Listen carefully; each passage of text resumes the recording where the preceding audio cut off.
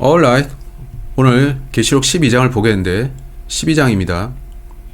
오늘 우리는 어떤 특별한 것을 볼 텐데 게일 림링거가 말했듯이 당신의 모든 말씀, 하나님의 말씀에 저는 압도당합니다. 이렇죠. 저는 떨리고 흥분되는데 제가 여러분께 설명할 내용은 놀랍습니다. 정말 놀랍습니다. 오늘 우리가 배우는 것들을 공부하고 나서도 성경과 하나님을 믿지 않는 사람이 있다면 그건 믿기 힘든 일입니다. 저는 이해하지 못할 겁니다. 성경을 더욱 읽을수록 여러분은 이 책에 빠져듭니다. 그래서 성경이란 책은 놀랍습니다. 오늘 여러분께 7장의 유인물을 드렸는데 이것들을 다 볼 겁니다. 오늘 우리가 살펴볼 내용은 계시록을 살아 숨쉬는 책으로 느끼게 해줄 것입니다. 그것이 가리키는 좌표는 마지막 날들인데 여러분, 우리가 이 내용을 보면 감탄하게 됩니다. 그러면서 성경이 살아있는 책으로 느껴지는데 여러분은 성경을 더 읽어야겠다 하게 되죠. 아멘. 당신이 구원받았다면 내주하신 성령께서 그것에 동감하실 겁니다. 아멘. 당신이 구원받지 않았다면 여러분은 본문을 보면서 이건 그저 우연이군 할 텐데 여러분은 계시록에서 얼마나 많은 우연의 일치를 봐야 하는지 모르죠. 단 두세 가지 우연이라면 모르겠지만 50개, 60개의 우연이 발견된다면 여러분은 이건 하나님의 손길이다 인정해야겠죠. 하나님이 하신 일이라는 건데 오늘 우리는 특별하고 놀라운 어떤 것을 볼 겁니다. 제가 앞서 말씀드렸듯이 계시록 대부분의 내용은 미래입니다만 일부는 과거입니다. 계시록 2, 3장은 요한 당대의 문자적인 지역 교회들을 다루고 있고 그 교회들의 지정학적 위치가 어디죠? 터키입니다. 지난주 무슨 일이 있었습니까? 터키에 큰 지진이 나지 않았습니까? 3만 명 정도가 죽었다 하는데요. 흥미로운 것은 성경이 항상 이쪽 땅이 아닌 저쪽 지역을 다룬다는 거죠. 우리는 세상의 중심이 미국이라 생각하지만 아시아와 중동이 성경적으로 세상 중심입니다. 그래서 우리는 일부 과거를 계시록에서 보는데 4장에서 우리는 휴거를 봅니다. 그 이후 우리는 더욱 미래적인 것들을 보는데 7장에서는 과거의 어떤 것을 떠올리게 하는 내용이 나오죠. 그게 첫 열매 14만 4천에 대한 것인데 우리는 그 사람들이 예수님 당시 죽은 아이들이고 그들이 퍼스트 프루트일 수 있다고 했습니다. 그 내용은 제게 예수님 당시 과거를 떠올리게 하는데 요한은 이야기를 반복하며 진행해 나가면서 간혹 과거 이야기를 하기도 한다는 겁니다. 계시록이 같은 이야기 4번 반복이라는 걸 기억하세요.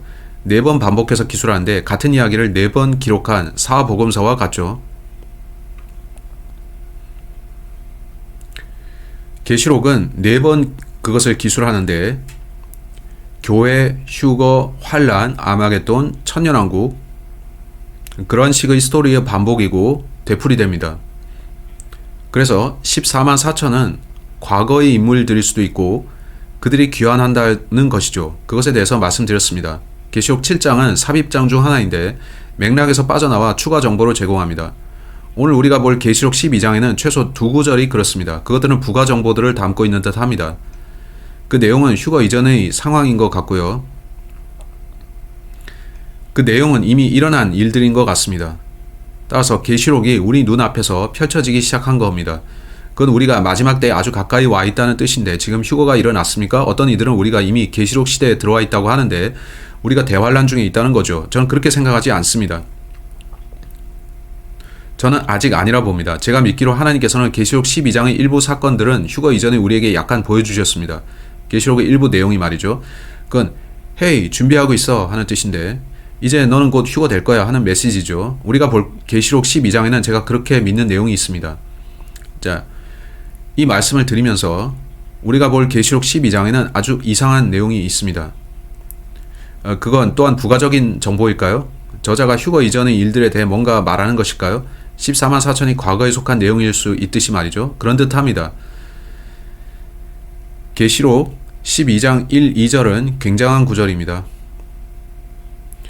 많은 사람들이 이 두 구절이 지금으로부터 6년 전에 성취된 것이라 말합니다. 저는 이에 관해 말할 것인데 그들은 이걸 계시록 12장 표적이라 말합니다. 이걸 발견한 이는 스코티 클락이라는 분인데 저는 그를 만나서 대화했었고 만나보니 그는 아주 괜찮은 사람이었습니다. 그것은 sign, 표적이라 불리는데 실제로 여기 본문에선 wonder라 나옵니다. wonder는 sign이라고도 할 수 있고 근데 성경에서 말씀하는 표적은 하늘들에 일어나는 더 다양한 일들입니다. 우리는 계시록 12장에서 그걸 다시 보는데 계시록 12장에는 2개의 표적이 나오고 15장에도 표적이 나옵니다. 요한이 말하길 내가 하늘을 올려다보니 표적이 보였다 합니다. 하늘에 뭐가 있습니까? 별들, 별자리들인데 본문의 표적도 그런 것과 연관이 있지 않겠습니까? 전 그리 생각합니다. 하늘에 어떤 표적이 나타납니다. 자, 이제 우리는 어디서부터 시작할까요? 어떤 이들은 이번 장과 또 요한계시록을 보면서 난 도무지 이해할 수 없다 합니다. 그래서 저번에 말했듯이 어떤 목사들은 계시록을 거론조차 하지 않는데 그들은 이해를 못합니다. 그들은 이 책 전체가 풍유적이고 비유적이라면서 별 의미 없다 합니다. 어떤 임신한 여인이 하늘에 나타나는 거 이런 거 다 풍유적이란 겁니다. 저는 요한계시록을 가능한 한 문자적으로 해석합니다. 그렇다면 우리가 이 본문을 어떻게 문자적으로 해석할까요? 우리는 써 있는 대로 일단 믿습니다. 문자 그대로. 오케이? 우리는 하늘을 올려다보면 문자적인 뭔가가 있는 걸 봤습니다. 그렇죠? 본문은 그걸 말씀하고 있는데 다룰 내용이 무척 많고 저는 어디서부터 시작할지 모르겠네요.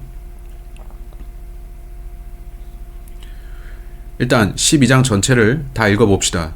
1절부터 17절까지인데 읽고 나면 우리는 이제 공부할 내용에 더욱 친숙해질 거고 그리고 나서 시작하겠습니다. 오케이? 계시록 12장 1절부터 하늘에 큰 이적이 나타나니라. 원더는 사인이라 했죠. 하늘에 큰 표적이 나타났습니다. 한 여자가 해를 옷으로 입고 있는데 그녀의 발 아래는 달이 있고 그녀의 머리 위에는 12별의 왕관이 있더라. 그녀가 아이를 베어 해산의 고통을 겪는 가운데 울부짖으며 출산하려고 진통을 겪더라. 또 하늘에 다른 이적이 나타나니라. 따라서 표적은 둘이고 저는 계시록 12장의 표적 A, 표적 B 명명했습니다. B는 1, 2절 표적이 일어나고 조금 뒤에 일어납니다. 또 하늘에 다른 이적이 나타나니라. 보라, 7머리와 10뿔을 가진 큰 붉은 용이 있는데 그의 머리들 위에 7개의 왕관이 있고 자, 이자는 누군가요? 사탄입니다. 그렇죠? 한데 여러분은 하늘에 드라코라 불리는 별자리가 있는데 그 뜻이 용이라는 걸 아십니까? 하늘에 있는 것들과 본문은 일치하는데 이상하죠? 그의 꼬리가 하늘의 별들 중 3분의 1을 끌어다가 땅에 던지더라. 용이 막 해산하려고 하는 그 여자 앞에 서서 그녀의 아이가 태어나는 즉시 그 아이를 삼키려 하더라. 그녀가 사내 아이를 낳았는데 그 아이는 쇠 막대기로 모든 민족들을 다스릴 자더라. 우린 예수님이 그러실 것을 아는데 천년왕국 때 그가 통치하십니다. 한데 많은 이들이 믿듯이 그녀가 이스라엘이라면 이스라엘은 메시아 예수님을 낳은 자입니다. 그렇다면 이게 과거이고 예수님이 초림을 말하는 걸까요? 제가 지적할 부분은 요한이 언제나 예수님을 가리킨다는 겁니다. 또 제가 소름이 돋는 것은 요한은 언제나 유대인들에게 복음을 전하려 했다는 겁니다. 어떤 자가 이번 주 제게 이메일을 썼는데 브레이커 형제, 당신은 아직 한 번도 이런 말 안 하셨는데 계시록은 오직 유대인들을 향한 책입니다 했죠. 저는 오직 유대인들을 위해서라 생각지 않는데 일부는 교회, 즉 우리를 위한 겁니다. 계시록 1장 5절에 보면 우리를 사랑하사 자신의 피로 우리 죄들에서 우리를 씻으시고라 하는데 그건 우리죠. 그건 부분적인 것이고 이 책의 상당 부분은 여전히 유대인에게 해당됩니다. 그들은 이 책을 읽을 건데 그들이 신약을 받아들이면 이것도 읽을 겁니다. 그들은 읽고서 와우 할 텐데 그러면 그들은 예수님이 다시 오심을 준비하겠죠. 6절 보세요. 제가 5절 전부 읽었습니까? 그녀의 아이가 하나님께로 채워 올라가 그분이 왕좌에 이르더라. 사람들이 이걸 휴거라 생각하는데 이분이 예수님이라면 그가 언제 왕좌 앞으로 채워 올라가셨나요? 그가 부활하셨을 때이고 사람들과 함께 올라가셨죠. 따라서 이건 과거인 것 같고 휴거는 부활입니다. 추수인데 그걸 아셨습니까? 첫 열매 추수. 따라서 누군가 하늘로 휴거되어 채워 올라갔는데 이건 과거와 미래의 사건 두 가지를 의미하는 것 같습니다. 그 여자가 광야로 도피하였는데 여인은 이스라엘입니다. 이 구절에서 후 3년 반의 환란이 시작되는 거라 생각합니다. 거기에 하나님께서 예비하신 한 처소가 그녀에게 있으니 이것은 그들이 1260일 동안 거기서 그녀를 먹이려 함이더라. 기억하세요. 3년 반 42달 1260일 3스코어라 할 때 스코어는 20입니다. 3스코어는 60이 되겠죠. 성경은 매우 구체적으로 기술하는 책입니다. 이걸 문자적으로 받아들일 때 당신은 7년 환란이 있겠구나 하게 되죠. 왜냐면 지난주 봤듯이 첫 3년 반 동안 그들은 성전 경배를 드리고 나머지 3년 반 동안 그들은 광야로 도피하기 때문이죠. 계속 보면 이것은 그들이 1260일 동안 거기서 그녀를 먹이게 하려 함이더라. 하늘에 전쟁이 있더라. 미가엘과 그의 천사들이 용과 싸움에 용과 그의 천사들도 싸우나. 자, 어디라고요? 하늘이죠. 이건 비유예요 라 사람들이 말하는데 잠깐 기다려보세요. 이기지 못하고 또 하늘에서 자기들의 처소를 더 이상 찾지 못하더라. 하나님께 감사하죠. 그 큰 용, 즉 저 옛 뱀, 곧 마귀라고도 하고 사탄이라고도 하며 온 세상을 속이는 자가 내쫓겼는데 저는 그가 가짜뉴스 유포자라 생각합니다. 그가 땅으로 내쫓기니 그의 천사들도 그와 함께 내쫓기니라. 성경에 보면 타락 천사들이 자의지로 타락했고 하나님께서 그들이 떠나도록 허용하신 것 같은데 그건 놀랍죠. 그 일이 처음에도 있었고 마지막에도 일어난다니요. 우린 그걸 더 살펴볼 겁니다.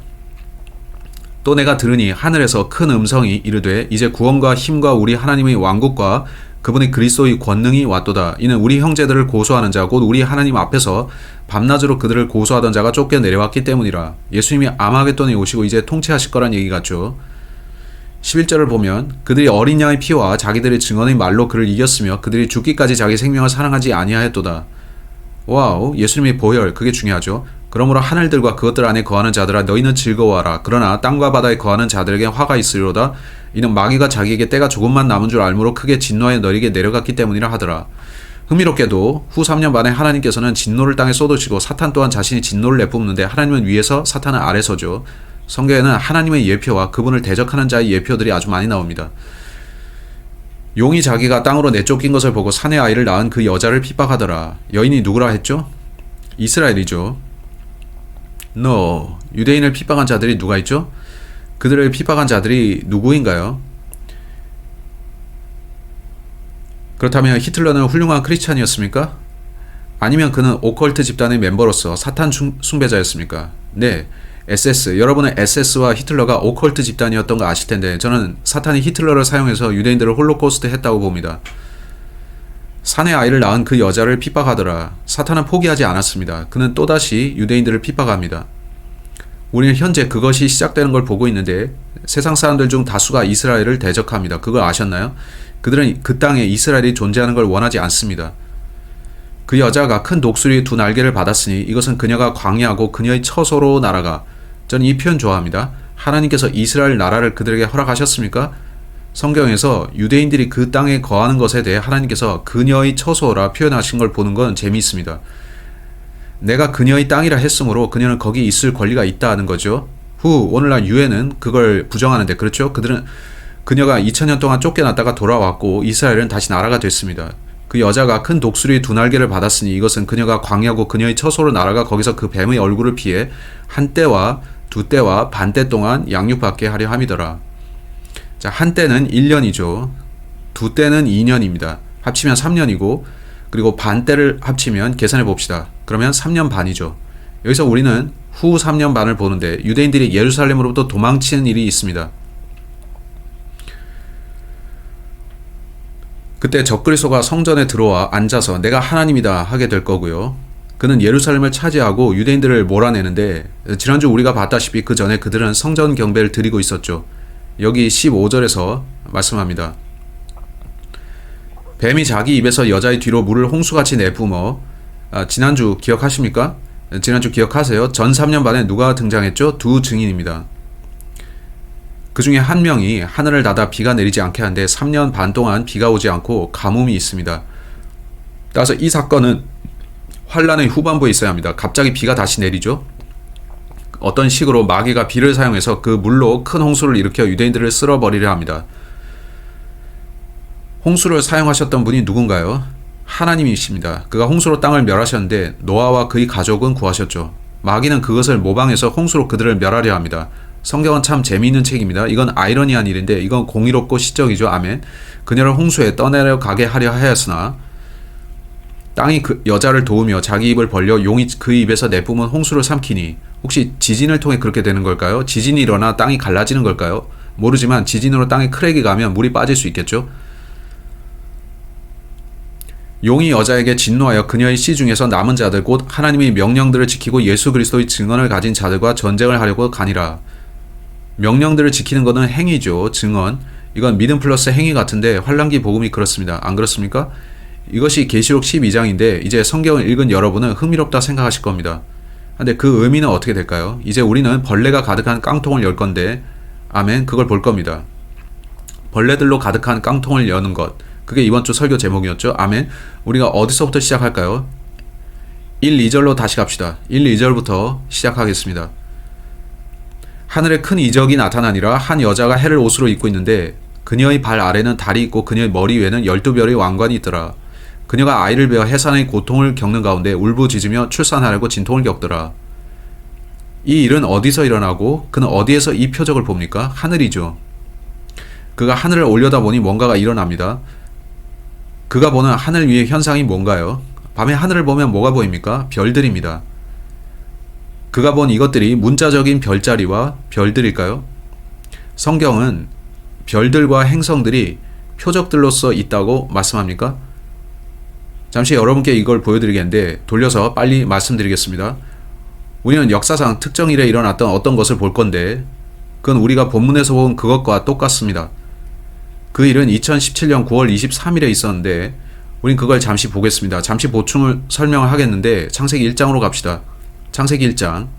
여러분이 창세기 1장을 찾으시는 동안 말씀드리자면 어떤 사람이 있는데 저는 하나님께서 별들을 만드셨다고 믿습니다. 오케이. 하나님께서 이유가 있으셔서 그것들을 거기에 두셨다고 믿죠. E.W. 벌링거라는 사람이 이 책을 썼습니다. 제목은 별들의 증거들입니다. 하늘에는 12개의 주요 별자리가 있습니다. 그 12별자리들마다 저는 그것들에 딸린 부속 별자리들이 몇 개나 되는지 모르지만 12개가 있습니다. 12에서 무엇이 떠오르십니까? 이스라엘 12지파, 12사도 떠오르죠. 이 저자는 별들의 증거들이란 책을 썼는데 별자리들의 이름들 또 그 형태들이 나옵니다. 자, 이건 사자자리입니다. 그걸 레오라 부르죠. 그는 별자리의 사이클을 연구했고 그 별자리들이 복음을 반복해서 계속 보여주고 있다고 했습니다. 여러분은 그런 게 우연 같습니까? 오케이. 그걸 잠시 우연으로 놔둡시다. 오케이. 그리고 다시 보겠는데 저는 하나님이 하셨다고 봅니다. 성경은 어떻게 말씀하나요? 제가 정확한 워딩을 잊었는데 하늘들이 뭔가 선포한다고 하죠. 어떻게 되어 있습니까? 그분이 손으로 행하신 일이라고 합니다. 여러분이 별들을 연구해 보시면 제가 말하는 걸 잊었는데 별들을 연구하면서 바른 길과 틀린 길이 있습니다. 바른 방식은 천문학인데 천문학은 단순히 별들을 관찰하죠. 또 잘못된 길은 점성술인데 점성술은 별들을 통해서 점을 칩니다. 예언하고 돈을 벌기도 하죠. 하지만 별들을 보면서 와우, 하나님께서 저것들을 만드셨고 만드신 데 이유가 있을 거야 하는 생각은 틀린 게 아닙니다. 사실 성경은 우리가 그렇게 하도록 인도하는데 창세기 1장을 보겠습니다. 하나님 말씀을 봅시다. 창세기 1장 13절, 창세기 1장 13절. 그 저녁과 아침이 셋째 날이니라. 하나님께서 이르시되 하늘의 궁창에 광채들이 있어 밤에서 낮을 나누고 그것들은 표적들과 계적들과 바울은 times and the seasons 라고 했죠. 때와 시기에 대해서는 쓸 필요가 없다고 했죠.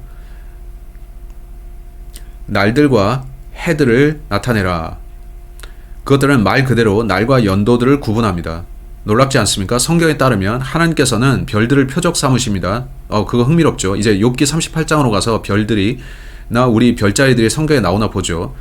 근데 이걸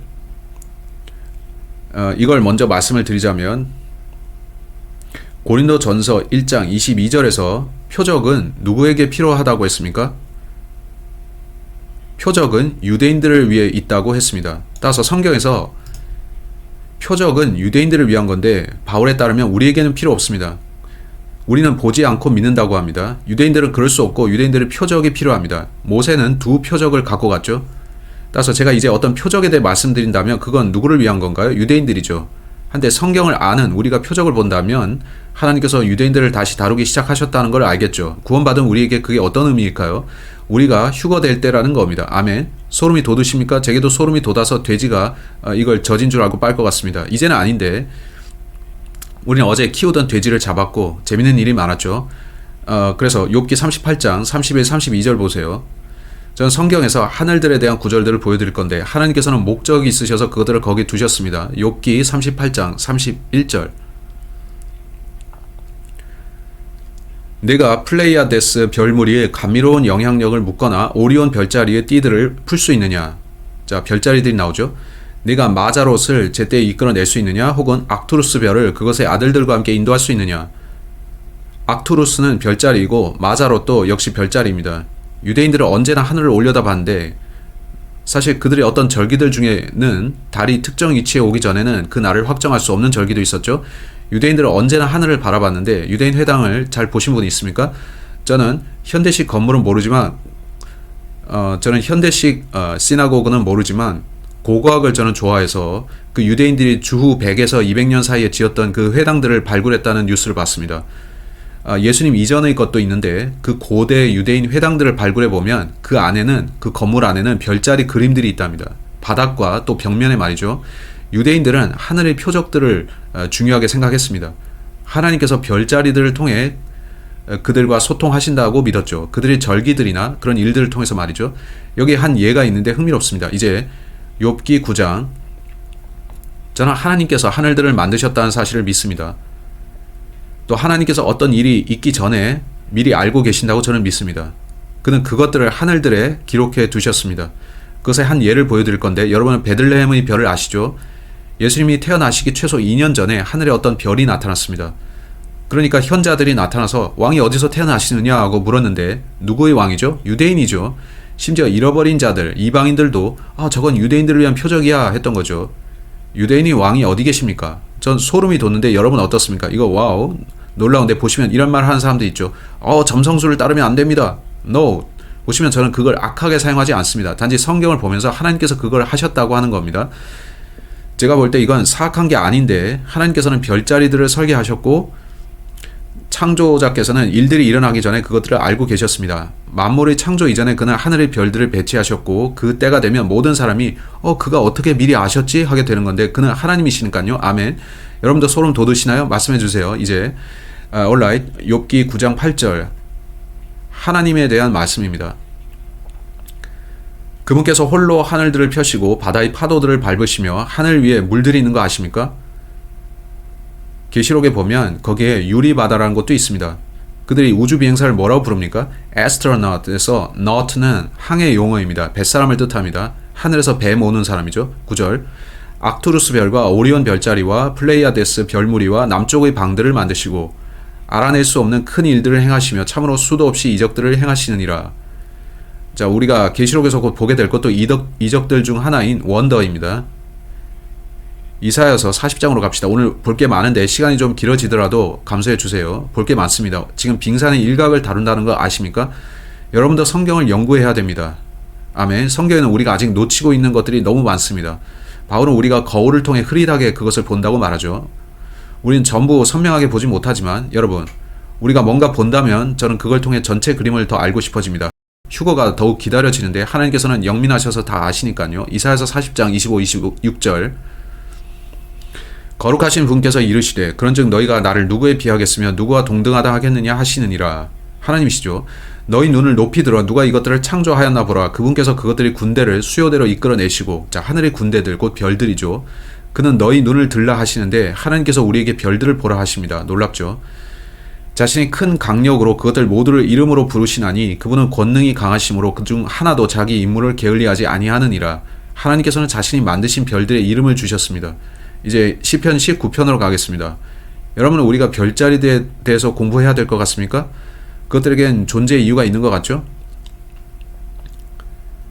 시편 19편 1절로 6절입니다. 이건 제가 앞서 인용하려 했던 구절인데요. 시편 19편 1절로 6절 하늘들이 하나님의 영광을 밝히 드러내고 궁창이 그분의 손으로 행하신 일을 나타내는도다. 와우. 낮은 낮에게 말하고 밤은 밤에게 지식을 보이니. 자, 잠시만요. 말한다 하죠. 지식을 보인다 하죠. 어떤 문맥인가요? 하늘들을 말하는데 성경은 하늘들이 우리에게 뭔가 말한다고 하는 것 같습니다. 어떻게 해요? 별자리들을 통해서죠. 따라서 하나님께서는 성경을 통해 우리에게 말씀하시고 또 다른 누군가에게, 즉 유대인이라 생각하는데 전 신중하려고 합니다. 저는 별들에 너무 심취하진 않으려 하는데 이런 것들은 유대인들을 위한 것이고 주께서는 그들에게 뭔가를 보여주려 하십니다. 우리는 하나님께서 유대인들에게 행성들과 달, 그것들이 순환을 통해서 어떻게 말씀하신지를 볼 겁니다. 그것들은 대단하고 놀랍습니다. 그것들의 음성이 들리지 않은 말이나 언어가 없도다. 그것들의 줄이 온 땅에 두루 나갔고, 자, 주께서는 별들을 말씀하십니다. 그것들의 말들이 세상 끝까지 나갔도다. 그것들의 말들, 그것들은 말합니다. 별들은 말합니다. 그분께서 해를 위해 그것들 안에 장막을 세우셨으므로 해는 자기 침소에서 나오는 신랑 같고, 후후, 예수님은 새벽별이십니다. 제가 좀 앞서갔지만 잠시 뒤에 말씀드리겠고 그는 신랑으로서 곧 오실 겁니다. 그렇죠? 해는 자기 침소에서 나오는 신랑 같고 경주하기를 기뻐하는 힘센 자 같도다. 해가 하늘 끝에서부터 나아가며 그것의 순환회로는 하늘 끝들까지 이르나니 해의 열기에서 숨을 것이 없도다. 자, 어느 날 예수께서 아마겟돈으로 돌아오실 거고 그 입에서 뜨거운 불이 나오며 그분의 대적들은 멸망할 겁니다. 하늘들의 소리라 하는 이것은 별들이 뭔가를 가르쳐 준다는 뜻일까요? 별들이 뭔가 말을 합니까? 다시 계시록 12장 1, 2절로 가겠는데 보면 이 본문이 별자리들을 가리키고 있다고 생각을 해보십시오. 그렇다면 어떤 별자리일까요? 하늘에 큰 이적이 나타나니라. 한 여자가, 자, 여자로 표현되는 별자리 있습니까? 처녀 자리가 있습니다. 제가 드린 첫 번째 유인물에 보면 우리가 살펴볼 그림인데 저는 칠판에도 그려놨습니다. 하늘에 큰 이적이 나타나니라. 한 여자가 해를 옷으로 입고 있는데 그녀의 발 아래는 달이 있고 그녀의 머리 위에는 12별의 왕관이 있더라. 그녀가 아이를 베어 해산의 고통을 겪는 가운데 울부짖으며 출산하고 진통을 겪더라. 역사상 별자리에 관해서 이런 천문의 현상이 일어난 적이 있습니까? 그 대답은 네인데 한 번 일어났습니다. 지난 7천년 이래 단 한 번입니다. 그것은 어느 정해진 날 일어났습니다. 뭐라고요? 네, 그렇습니다. 2017년 9월 23일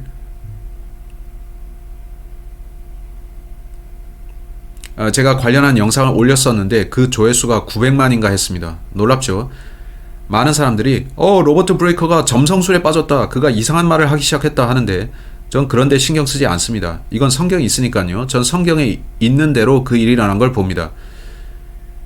그때 처음 제가 했던 생각은 이거 유대인들을 위한 것이다 였죠. 잠시 그걸 말씀드리자면 그건 그랬습니다. 2017년 9월 23일 버고 처녀 자리에 뭔가 이상한 일이 일어났고 목성이 흡사 그녀의 자궁 위치로 들어온 것 같습니다. 그녀는 여자로 묘사되는데 목성이 그 위치로 들어가서 그 안에 맴돌다가 9개월 뒤에 빠져나왔습니다. 목성이 그 별자리 안에 있었는데 그 마치 산고를 겪는 여자 같았죠. 이상하지 않습니까? 이게 우연이라 할 수 있을까요? No. 성경을 가능한 한 문자적으로 봐야 되겠죠. 또 그녀의 머리 위에는 레오라 불리는 별자리가 있었는데 유일하게 2017년 9월 23일에 달은 그녀의 발밑에 해는 그녀의 머리에 있었습니다. 그녀의 머리 위에는 12별이 있는데 사자 자리는 9개의 별만 있습니다.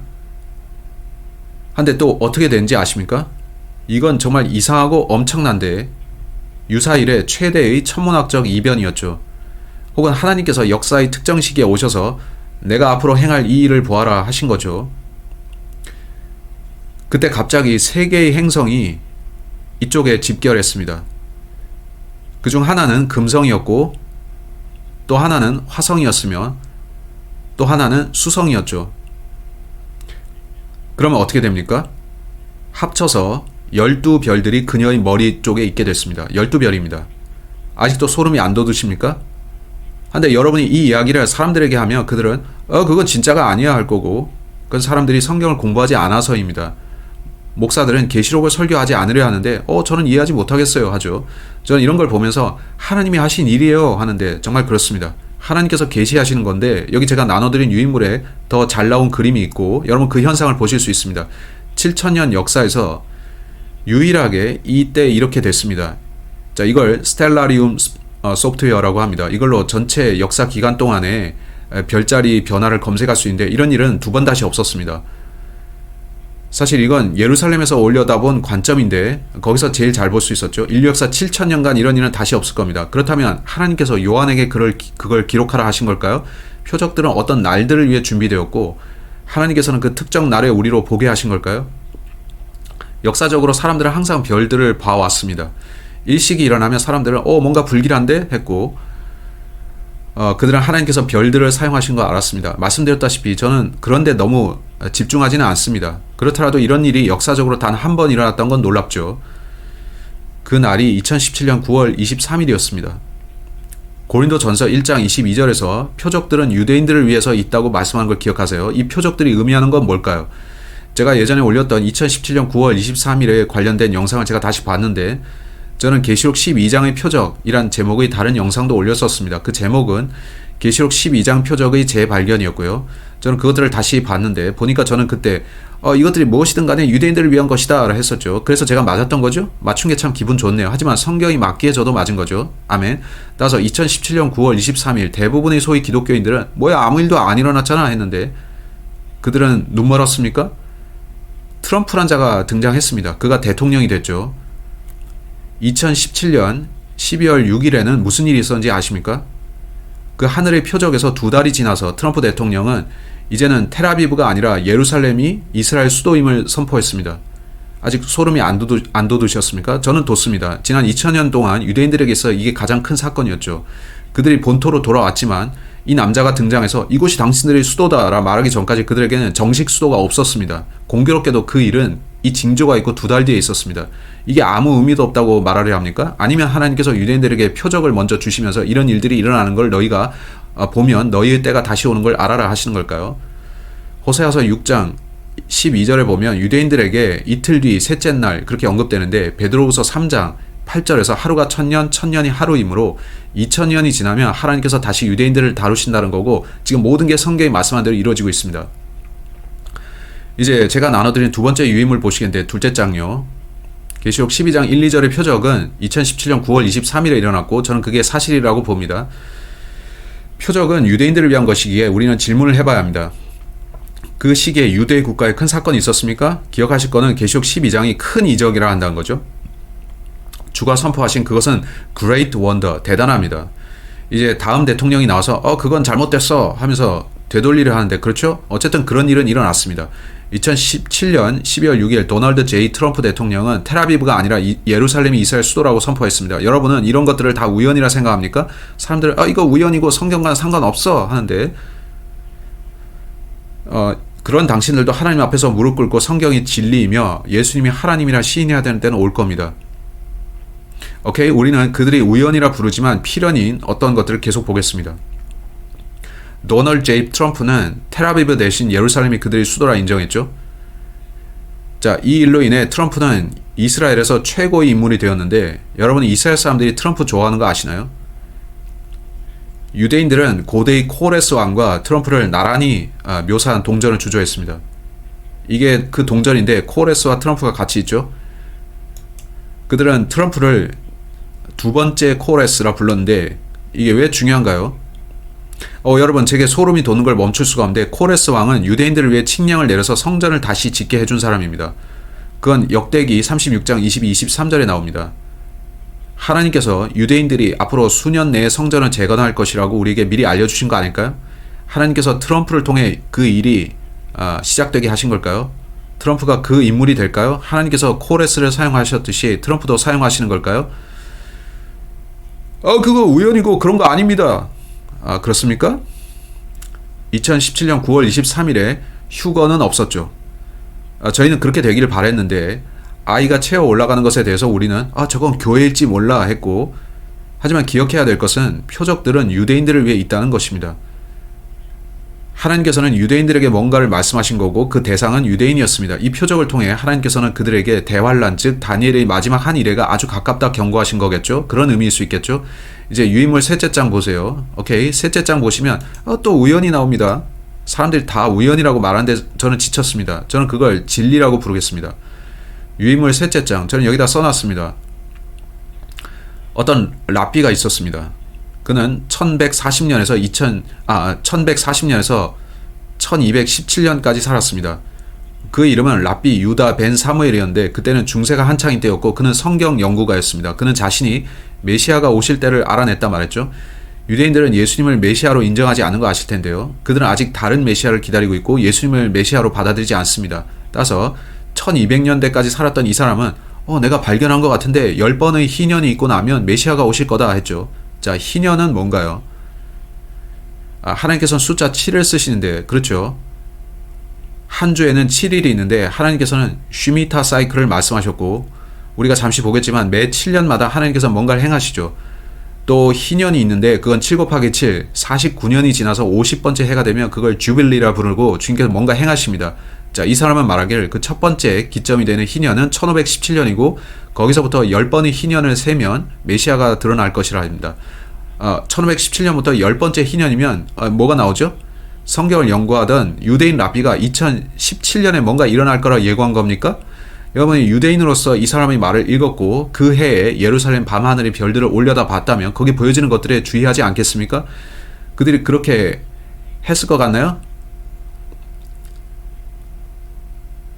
근데 왜 구원받은 우리는 알고 있는데 저 유대인들은 이걸 모를까요? 어쩌면 우리가 그들에게 말해줘야 될 텐데 어쨌든 이 사람의 말도 단지 우연이라고 사람들은 생각하겠죠. 그 희년 중 한 해는 1917년인데 1917년은 무슨 해였나요? 벨푸어 선언이 있었습니다. 벨푸어 선언이 뭔지 아십니까? 그때 영국이 팔레스타인 땅을 점유하고 있었는데 그들은 유대인들은 이 땅으로 돌아와 살아도 됩니다 고 선포했죠. 이 모든 게 우연이라고요? 아니면 하나님께서 역사를 운행하고 계신 걸까요? 그분께서 하늘 위에서 별들을 통해 여러분에게 이걸 보여주시면서 나는 이미 알고 있었노라 하시는 걸까요? 주께서 어떻게 대언을 쓰실 수 있냐 하면 그가 앞으로 있을 끝날의 일들을 알고 계시기 때문입니다. 이건 증거이며 또 실증적 증거인데 법정에서 효력을 가질 수 있는 실증적 증거라 할 수 있죠. 이건 우연일 수 없습니다. 500년도 전에 어떤 남자가 이걸 어떻게 말할 수 있죠? 이거 우연이라고요? 오케이, 알겠습니다. 이제 계속 보겠는데 저는 그저 놀랍습니다. 그는 1500년대에서 300년도 더 전에 저 때로부터 10번의 희년이 있고 나서 이스라엘에 어떤 일이 있을 것이다 했는데 붐! 맞았습니다. 자, 이게 우연일까요? 여러분, 어쩌면 혹시 하나님께서 유대인들에게 말씀하신 건데 모르긴 몰라도 하나님께서 그 라피를 쓰신 거겠죠. 그건 때에 맞춰 일어날 거고 우연이 아닙니다. 자, 이제 유인물 넷째 장을 보겠습니다. 자, 이것을 쉬미타라 부르는데 매 7년마다 쉬미타라 불리는 해가 있습니다. 안식년이죠. 역사상 여러 번 하나님께서는 다음번 쉬미타 안식년 때 무슨 일이 있을지를 미리 말씀하십니다. 유튜브에 밥 바버라는 사람이 있는데 그 영상을 보실 수 있고 이건 그가 만든 차트일 겁니다. 제가 좀 빌려 쓰겠는데 그 문제가 없을 것 같습니다. 자, 이런 말이 있습니다. 1차 세계대전은 유대인들을 위해 땅을 예비한 계기였고 2차 세계대전은 그 땅을 위해 유대인들을 예비한 계기라는 말이 있습니다. 1차 세계대전 때 벨푸어 선언이 있었고 2차 세계대전으로 유대인들 중에 다수가 죽었는데 이로 인해 그들 중 상당수가 난민이 되어서 이스라엘로 돌아갔습니다. 그 나라는 1948년에 시작되었고요. 밥 바버는 1차 세계대전과 2차 세계대전을 살펴보던 중에 쉬미타 사이클을 발견했습니다. 그가 말하길 2차 세계대전은 1939년에서 45년까지 7년간 지속되었는데 하나님께서는 매 7년마다 뭔가를 행하시죠. 이스라엘의 국가 수립이 된 해, 곧 1948년 이래 11번의 쉬미타 사이클, 그것을 헤아리면 그때 그들은 국가 수립을 선포했었죠. 1947년에 귀환하고 1948년에 국가를 선포했습니다. 5월 14일이었던 것 같은데 맞죠? 1949년에는 정식으로 정부가 출범했죠. 여러분이 1948년에 11번의 쉬미타 사이클을 더하시면 그건 대환란과 뭔가 조화가 되는데 11은 심판의 수입니다. 그거 놀랍지 않습니까? 한데 보시면 2017년은 여기 있고 right? 이때 하늘의 징조가 있었죠. 그렇다면 이 사인이 말하는 것이 다음번 쉬미타 때 환란이 시작될 것이다 라는 메시지일까요? 하나님께서는 미리 그들에게 일어날 일을 고지하시니까 말입니다. 그런 사이클이 여기 나와 있는데 1차 세계대전 그리고 나서 유대인들에게 좋은 소식이 있었고 2차 세계대전 그리고 그들에게 좋은 소식이 있었고 3차 세계대전 그게 일어난다면 그 후에 하나님께서는 유대인들에게 좋은 일을 베푸실까요? 주님이 직접 오셔서 그들을 통치하시는 그거죠. 하지만 그 좋은 일 이전에 7년 환란이 있어야 됩니다. 이것도 우연일까요? 그런가요? 어떤 사람들은 우연이랍니다. 이제 성경의 첫 번째 책이 창세기죠. 마지막 책은 계시록이고요. 그래서 성경은 거울과 같습니다. 그렇죠. 또한 성경은 순환 회로 같습니다. 저는 이런 생각을 하는데 성경이 이 시대에 대해 어떻게 말씀할까 생각했습니다. 성경의 모든 이야기들은 의미가 있습니다. 우연은 없다고 생각합니다. 저는 계시록 12장 하늘의 징조를 보면서 그게 2017년에 일어났고 근데 왜 휴거는 그때 없었을까? 그랬으면 좋았을 텐데 하죠. 그게 무슨 의미일까요? 하나님께서는 너희 수도는 예루살렘이다 그렇게 말씀하셨고 저는 그 징조가 또한 창세기와 연관된다 생각합니다. 요셉이란 사람 아시죠? 그때 요셉이 무슨 일을 겪었습니까? 네, 그는 형들에 의해 노예로 팔렸는데 메시아 예수님도 비슷하게 되셨죠? 이집트로 가게 된 요셉은 이스라엘의 구원자가 되었죠. 그때 첫 번째 7년은 좋은 날들이었고 뒤이어서 나쁜 7년이 있었습니다. 좋은 7년이 이거라면 하늘의 징조는 2017년에 있었죠. 2017년 9월 23일 하나님께서는 오케이 이제 이스라엘을 위해서 7년의 좋은 기간을 주겠다 하시고 그게 끝나면 나쁜 7년이 따라온다. 어떨까요? 창세기에 무슨 일이 있었냐면은 좋은 7년 때 모든 일은 잘 됐고 양식이 풍족했는데 그 뒤에 7년 동안은 경제적 붕괴가 일어나고 모든 사람이 망하는 일이 있었습니다. 그들은 파라오 앞으로 가서 저희에게 양식 좀 주세요. 그러면 저희 자신을 노예로 팔겠습니다. 해야 했죠. 그건 짐승의 표와 뭔가 비슷해 보이는데 이제 트럼프가 대통령 할 때 무슨 일들이 있었는지 아세요? 미국은 국내 역사상 또 세계 역사상 가장 큰 경제적 호황을 기록했고 그가 대통령이 되고 나서 경제 통계 수치는 계속 올라갔습니다. 근데 2020년부터 떨어지기 시작했고 그때 무슨 일이 있었죠? 코로나가 있었죠.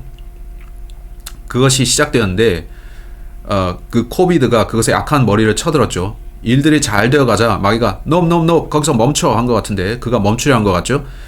여러분이 대환란 통과는 식은 죽 먹기라고 생각하신다면 그 오산입니다. 그것은 끔찍할 겁니다. 그들이 통과할 마지막 7년에 비하면 그 전의 7년은 아주 좋은 때로 비칠 겁니다.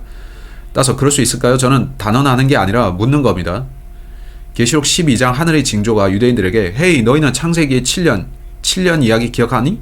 이제 너희는 좋은 7년을 맞이하게 될 건데 하지만 너희는 그 뒤에 정말 안 좋은 7년을 대비해야 한다. 그런 이야기일까요? 그렇다면 전체적으로 맞아 떨어지는데 그렇죠. 환란기는 언제 시작될까요? 2023년 혹은 2024년일까요? 그게 무슨 뜻이냐면 우리가 휴거 때 거의 왔다는 겁니다. 또 무슨 뜻이냐면 이제 곧 거대한 전쟁이 있으리라는 겁니다. 저는 주님이 더 이상 지체하지 않으실 것 같습니다. 계시록 12장 하늘의 징조가 유대인들을 위한 것이 맞다면 이제 지금이 휴거가 일어날 때라고 봅니다. 저는 그렇게 생각하는데 제가 틀릴 수도 있겠죠. 전 제가 틀릴 수 있다는 걸 인정합니다. 어쨌든 저는 하나님께서 하늘들의 징조를 미리 보여주셨다고 믿으며 또한 계시록 12장의 징조는 대단한 사건이라 봅니다. 여러분 2017년 9월 23일에 일어났던 일 기억하세요? 인터넷이 시끌시끌했죠. 그 날이 지나고 나서 휴거가 안 왔잖아. 그 일 아무 의미도 없었어 했죠. No. 그건 유대인들에겐 중요했습니다. 따라서 하나님께서 다시 유대인들을 다루실 거라면 그는 어떤 일을 행하실 겁니다. 제가 다룰 게 더 많은데 트럼프 임기 때 우리 경제가 제일 잘 나갔죠. 그러다 코로나가 오고 락다운이 되고 만약 그들의 의도가 경제 붕괴였다면 그걸 Great Reset이라 부르는 것 같은데 그들이 그게 일어나도록 의도한 거라면 자 이건 좋은 7년 또 나쁜 7년 그렇게 되죠. 그건 즉 유대인들아 너희는 창세기 기억하니?가 되고 와 이런 건 사람이 조작할 수 없는 거죠. 놀랍지 않습니까? 이제 다섯 번째 유인물을 보시겠습니다. 이제 블러드문이라는 걸 봅시다. 여러분 블러드문을 한번 보신 적 있나요? 2015년에 블러드문이 있었고 역사상 여러 차례 그게 있었죠. 블러드문이 있을 때는 매번 그 붉은 달인데 그 시기에 겹쳐서 이스라엘에는 어떤 일이 일어났습니다. 1492년에 콜럼버스가 대서양을 건너갔는데 1492년이죠. 그때 93년에는 무슨 일이 있었는지 아시나요? 유대인들에게 유럽을 떠나라는 포고령이 있었는데 그들은 유럽 밖으로 쫓겨났습니다. 그 시기에 블러드문이 떴던 거 아시나요? 이상하게도 이 블러드문들을 하필이면 이거 우연이라고 할 건가요? 그 붉은 달들은 유대인의 명절들에 뜹니다. 이상하지 않습니까? 그들의 명절 때 그게 뜨는데 아무 날에나 떠도 되지 않습니까? 근데 그렇지 않고 그건 하나님께서 마치 유대인들아 주목해라 하시는 것 같죠? 당신들 이것도 우연이라 할 건가요? 하나님께서 수학적 정확성으로 일하시는 걸 보면서 하나님께서 참으로 수학적으로 정확하게 일하시는 걸 보면서 말이죠. 다음 유인물은 6째 장인데 보세요. 각 블러드문마다 동일한 간격을 유지하는데 이거 수학적으로 완벽합니다. 하늘에 하나님만이 이렇게 행하실 수 있죠. 이걸 보면서 저는 단지 와우 할 뿐인데 이게 단순히 우연일 수가 없습니다. 하나님께서 유대인들에게 내가 너에게 이렇게 행할 것이다 예고하시는 건데 우리가 구원받은 사람으로서 그걸 볼 때 먼저 우리가 휴거될 때가 가깝구나 생각하게 되죠. 따라서 저는 휴거도 조만간 있게 될 것으로 믿습니다. 여기 또 중요한 게 있는데 2017년 9월 23일에 그 징조가 있기 전인 2017년 8월 21일에 전미 계기일식이 있었습니다. 다음번 계기일식은 2024년 4월 8일에 있을 건데 이 두 계기일식의 횡단 경로는 미국 땅에 X자를 그립니다. 하나님께서 미국에게 헤이 너희가 더 이상 유대인들을 도와주지 않을 거면 너희는 끝났다 하시는 걸까요? 저는 모르지만 그렇게 생각하면 놀랍습니다. 한데 1776년에도 전미 계기일식이 있었던 거 여러분 아십니까? 어쩌면 하나님께서 영국의 조지 왕에게 너하고 이제 끝이다 하시면서 내가 다른 나라를 세워서 나를 위해 일하게 하겠다 하신 거겠죠? 그럴까요? 아주 흥미로운 뭔가 읽어드리겠는데 이것도 우연일까요? 대부분의 계기일식들은 바다나 사람이 거주하지 않는 지역을 지나가서 그걸 보는 사람들이 드물다 하죠. 2017년 8월 21일의 일식은 33번째 주인 오리건에서 시작해서 33개 주를 지나서 사우스캐롤라이나까지 도달했습니다. 일식은 그 해의 233번째 날에 있었고요. 자, 왜 33이 계속 나오는지 모르겠습니다만 또 재미로 보면 그 서해안에서 동해안까지 거쳐가는 그런 일식은 직전에 있었던 1918년의 일식으로부터 99년째에 일어났답니다. 벨푸어 선언이 그 전인 17년에 있었고 1918년에는 1차 대전이 끝났죠. 이게 우연일까요? 아니면 하나님께서 일식들을 통해 다가올 전쟁을 표시하시고 뭔가 행하시는 걸까요? 저는 하나님께서 모든 것을 아시며 능력 있게 행하신다고 믿습니다. 저는 단지 표면적인 일부만 이야기했는데 제가 다 이해하지도 못합니다. 전 성경에 밀착해 있을 거고 그런 것들을 성경보다 더 믿지는 않겠지만 이 일들이 우연이 아니란 것만 말씀드립니다. 그 일식은 오리건에서 시작되었고 그것이 처음 나타난 도시는 여러분 들을 준비 되셨나요? 그곳은 세일럼, 살렘이었습니다. 흥미롭죠? 예루살렘, 살렘. 그것과 연관된 이름입니다. 예루살렘 말입니다. 이거 흥미롭습니다. 와우. 그 일식의 폭은 70마일이었고, 자, 70마일이요. 무슨 생각 드십니까? 다니엘의 70번째 일에 생각 안 나십니까? 도널드 트럼프는 일식이 있던 날에 태어났습니다. 그거 아셨나요? 도널드 트럼프가 대통령에 취임할 때는 그는 70살 7개월 7일 나이를 먹었고요. 뭐 이런 것도 우연일까요? 우연이 아니라면 하나님께서 코레스 왕을 사용하셨듯이 유대인들을 위해서 글을 쓰신 거고요. 여러분, 저는 정말 소름이 돋습니다. 자, 이제 앞으로 올 그 두 번째 일식에서 오케이. 첫 번째는 2017년 8월 21일이었고 그건 왼쪽에서 오른쪽 아래로 사선을 그리면서 미국을 지나갔죠. 다음번 일식은 2024년인데 아래에서 위로 사선을 긋게 되고 그러면 거대한 X자가 그려지죠. 그 X자의 교차점이 어딘지 아세요? X자가 교차할 그곳은 일리노이주의 리틀 이집트라는 타운입니다. 이게 무슨 생각이 드냐면 출애굽이 생각납니다. 유대인들이 출애굽한 거 말이죠. 어쩌면 우리들이 이 세상 곧 이집트를 떠나는 것일 수도 있고요. 이게 우연일까요? 두 일식의 경로가 만나는 교차점은 일리노이의 시다레이크인데 거기에 살렘 로드라는 길이 있습니다. 살렘 로드. 와우, 그저 우연입니까? 자, 직전의 전미 계기 일식이 있었던 때에 그 일식은 마코온다라는 타운을 지나갔습니다. 그 이름은 이집트의 별이라고 여겨지는데 헐리우드에서 와칸다 포에버 그런 거 만들죠. 근데 이건 마콘다고요. 1918년에 전미 계기 일식이 있었는데 그건 어떤 팬데믹 직전이었죠. 수백만이 죽었고 전쟁도 있었죠. 그때 그 일은 스페인 독감이었는데 2024년에도 계기 일식이 있을 거고 그건 무엇의 전조일까요? 다음번 전염병 유행이 있을까요? 오케이?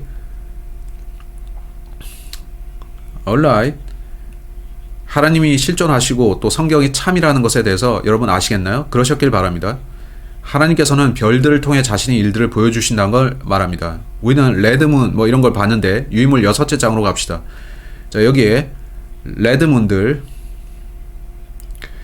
그들이 테트라드라 부르는 것들이 있는데 1492, 93, 94년에 있었고 그때 스페인 종교 재판과 함께 유대인들이 추방됐습니다. 1948, 49, 50년에 아랍과 이스라엘의 전쟁이 있었는데 그들이 나라를 세우던 그때도 붉은 달이 떴습니다. 1967년 여러분 6.1 전쟁 아시나요? 그때 테트라드가 있었습니다. 그리고 2013, 14, 15년에 붉은 달이 계속 떴는데 이것들을 통해 하나님께서 유대인들에게 말씀하시는 게 아닙니까? 헤이, 너희 조상 아브라함을 불러냈던 자가 나다. 난 너희를 유념하고 있고 너희를 잊지 않았다. 너희가 성경을 읽고 또 내가 말한 별들을 본다면 내가 너희를 위해 뭔가 행할 것임을 미리 알리라 하시는 거죠. 하나님께서 하신 일입니다. 그들이 말하듯이 단지 우연은 아닙니다. 어떤 우주적 사고나 우연이 아니란 거죠. 그들이 대학들에서 이런 거 가르친다면 어떻게 될까요? 세속 대학들이요. 그들이 이걸 가르친다면 그 대학들에서 진짜 부흥이 일어나겠죠? 안 그렇습니까? 그들이 부흥이라고 하는 에즈베리 같은 그 시시한 거 말고요. 성경을 보면서 저는 이거 정말이야. 하나님은 진짜셔. 그는 진짜셔 하죠. 다시 계시록 12장으로 와서 오늘 우리는 오래 보는데 그건 괜찮고 저는 말할 게 많습니다. 계시록 12장 1, 2절 하늘에 큰 이적이 나타나니라. 한 여자가 해를 옷으로 입고 있는데 그녀의 발 아래는 달이 있고 그녀의 머리 위에는 12별의 왕관이 있더라. 그녀가 아이를 베어 해산의 고통을 겪는 가운데 울부짖으며 출산하려고 진통을 겪더라. 자, 이게 계시록 12장 하늘의 징조였습니다. 그것은 2017년 9월 23일에 일어났는데 그러한 천문 현상은 7000년 역사 동안 한 번만 일어났습니다. 이게 별 의미 없는 일이라 말씀하실 겁니까? 전 아닌데 사람들은 저를 계속 공격합니다. 그는 말도 안 되는 얘기를 한다. 그렇게 말하는 당신들이야말로 자신들이 아무것도 모른다는 사실을 인정하는 겁니다. 저는 단지 성경을 통해 말한 거고 그것들 전부가 유대인들과 연관된 걸 봤는데 저는 와우, 내가 대체 신학을 믿지 않은 게 정말 다행이다 하죠. 아멘. 하나님께서는 유대인들과 완전히 끝내셨다 말하는 자들 중에 제가 들어가지 않은 게 다행입니다. 여러분, 그들은 자기들이 무슨 말을 하는지 모릅니다. 이제 3절을 보면 하늘에 또 다른 이적이 나타납니다. 그렇다면 앞의 이적은 먼저 있었고 이것은 두 번째에 나타나는 이적인가요? 그런 맥락이라면 별개의 다른 거죠. 계시록 15장으로 빨리 가겠는데 이거 보세요. 계시록 15장 1절. 또 내가 하늘에 있는 크고 놀라운 다른 표적을 보았는데, 그렇다면 사인과 원더는 같은 의미라는 거죠. 오케이? 크고 놀라운 다른 표적을 보았는데 일곱 천사가 마지막 일곱 재앙을 가졌더라. 이는 하나님의 진노가 그것들 안에 가득 채워져 있기 때문이더라. 자, 일곱 별들로 된 별자리가 뭐가 있나요? 요한이 본 다른 표적이 별자리라면 일곱 자매라는 별자리가 있는데 플레이아데스라 부르죠. 하하. 이제 그것이 여러분께 성경을 열어줄 텐데 저는 스텔라리움 소프트웨어를 사용하는 법은 모릅니다만 하나님께서는 별들 안에 그가 행하실 모든 일들을 기록해 두셨습니다. 아십니까? 우리에겐 중요한 질문이 있는데 우리의 달력이 맞느냐는 겁니다. 모두 말합니다. 우리 달력이 맞는지는 누구도 모릅니다. 어떤 교황이 그걸 10일 정도 받고 나서 줄리안 달력과 어쩌고 저쩌고 하는데 하나님께서 오케이, 달력은 틀려졌지만 저 날부터 봐라 하시면 여러분은 모든 일들이 일어날 걸 알게 되죠. 하나님께서 계시록 12장의 징조를 보여주신 이유가 그거 아닐까요? 그래서 우리는 달력의 오류에 대한 문제는 제쳐놓을 수 있고 하나님께서 유대인들에게 좋은 7년을 주시고 마지막 나쁜 한 주 7년을 주신다는 사실을 알 수 있습니다. 그럴 수 있을까요? 전 모릅니다만 그게 그렇다면 제게 격려가 되는데 그 말인즉 휴거가 올해 또는 내년에 일어난 뜻이니까요. 전 기다리기 힘듭니다. 어쩌면 제가 틀렸을 수도 있는데 우리는 유리를 통해 희미하게 보죠.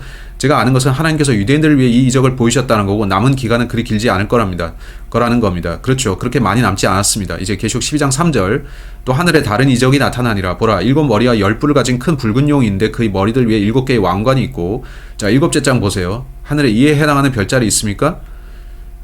용이나 뱀같이 생긴 별자리 있습니까? 네, 여기 잘 보실 수 있는데 여기 여인이 있고 목성이 그 안에 들어가서 올라갑니다. 왼쪽에 보시면 뱀 같은 것이 보이죠?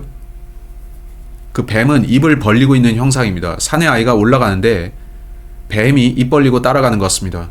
누가 뱀을 붙들고 있나요?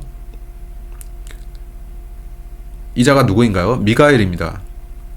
자, 이 별자리가 뱀 주인 자리인가 뭔가 하는데 성경적으로 이게 미가엘입니다. 따라서 우리가 계시록을 읽다 보면 이게 무엇인지 이 꿈들과 환상들, 저자가 본 것들이 무엇인지 궁금해지는데 그래, 그건 별들과 상관이 있겠지 하고 어쩌면 별자리들에 대해 2000년 전 하나님께서 너희가 정녕 미래를 알고 싶으냐? 오케이, 별자리가 이렇게 되어지는 걸 너희가 보면 그 일이 일어날 거다 하신 거죠.